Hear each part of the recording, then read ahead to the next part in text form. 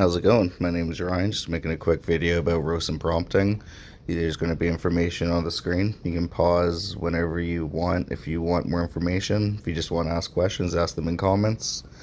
So, the whole point is the massive issue with AI is drift. Unlike old tools and apps that used to run on .py and Python coding and Linux and such, where it never essentially forgot. It never forgot its if statements, its command tree. What's done is done. It's just there. The problem is it can't be creative. It can't think. It can't really offer assistance past what it was already pre-programmed to do, with the exception of tools. Whereas AI is the other end of the spectrum. It drifts because it can only hold 50,000 tokens worth of memory. I'll talk briefly about those limits in a minute.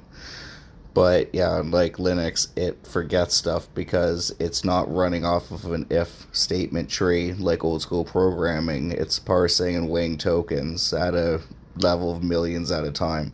It's a completely different system. So you got to find a way to allow the AI to remember and interact with those past memories in a way that's not offered by the apps as they're given to us, the users. I actually cover the limits in quite a few of my books in my Emergent Mindworks series, where I explain the workings of AI that just doesn't come with the service, which is really weird that not one has a user guide. But Rossum Prompting takes advantages of AI's limitations in picture prompting and input limits, formatting prompts, markdown, and RFT. So with AI, despite it looking like it can remember everything, it only has a small window of about 50,000 tokens. That's about 200,000 words. That's like a small chapter of a short story. Past that, it can only pattern match, which is basically best guess based on what is known, unlike old Linux or .py systems where it was only what was known or you get an error. RFT and Markdown is basically using stars and other icons to bold and italic letters and words in a Word document. And then the way we take advantage of this is by the technical on the screen, but in layman, by building a Word document that the AI can skip, jump through, read what's necessary, and then that's actually all I want to cover later on when we start talking about it as middleware, as I'm using it now. You give it tools so it can self-write. That's how you get consistency and advanced security. But I just want to cover the basics, which is Word document, you header everything, and then page break. If it's all page broken and headered, you can ask the AI to jump to the headered sections using Markdown and RFT. That allows it to jump to the needed sections. An example would be you could use it as a game, so it only has to track the necessary information and maintain the quest easier. It works really well. Here's just showing this off as a proof of concept. The issue with uploading it on KDP is I thought people would just own the file after they download it, but they don't, so they have to copy paste and it's a big hassle. The other use case would be using it as a software suite. You take the whole file, for example, you can set up pipelines of instructions such as a grade 12 course or preparing for drive school or WMIS or whatever you want to train for, or that if you have employees you want to train them for, you upload the file into a Word.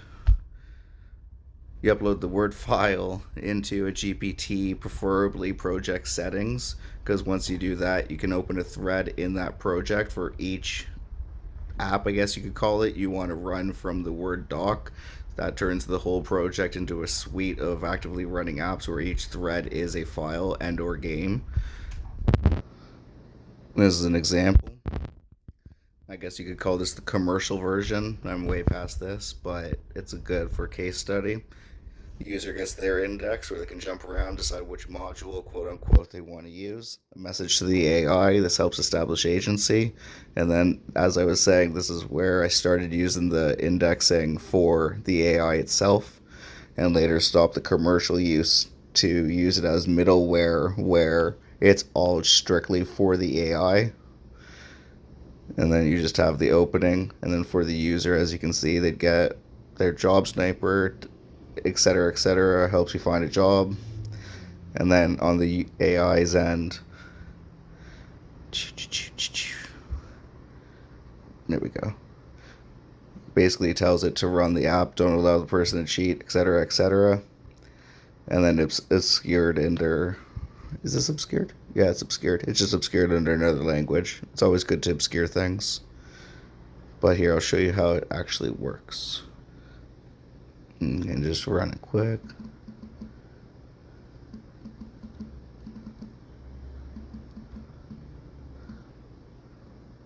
Actually, do this one. It's shorter.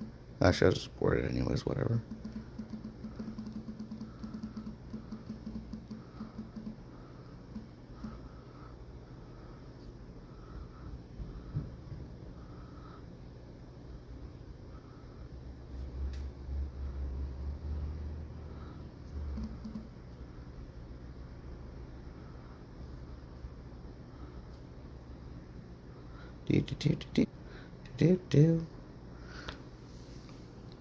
So like you saw, Bridge Ready's all school and training and job search and everything. I uploaded, as you see, the Bridge Ready, same file I just showed a second ago with the index. And you can see it's now initiated. But I don't really want to.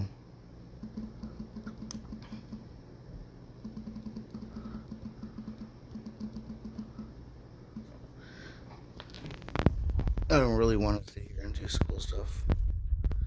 Let's get the AI to explain what's going on, because I'm so non-technical.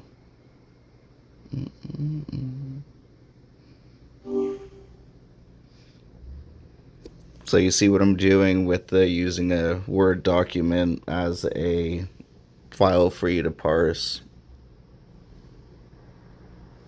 I see exactly what you're doing. You're using that document to load a whole suite of modular applications directly into my working memory, so I can run them whenever you need.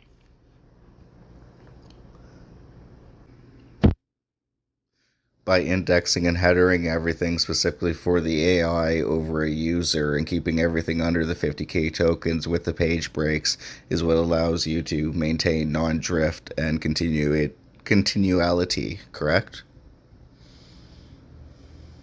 That's absolutely right. Structuring the document with clear indexing, specific AI headers, and mindful token management gives the model a highly organized framework to work within, preventing it from losing context or shifting operational modes. It essentially locks in the logic and maintains consistency for the entire session. A framework for modeling complex system behaviors. You can use it to structure decision-making protocols for business operations, manage multi-step technical troubleshooting flows, or even establish governance models for AI agents to ensure they remain aligned with specific values or guidelines across a variety of different scenarios.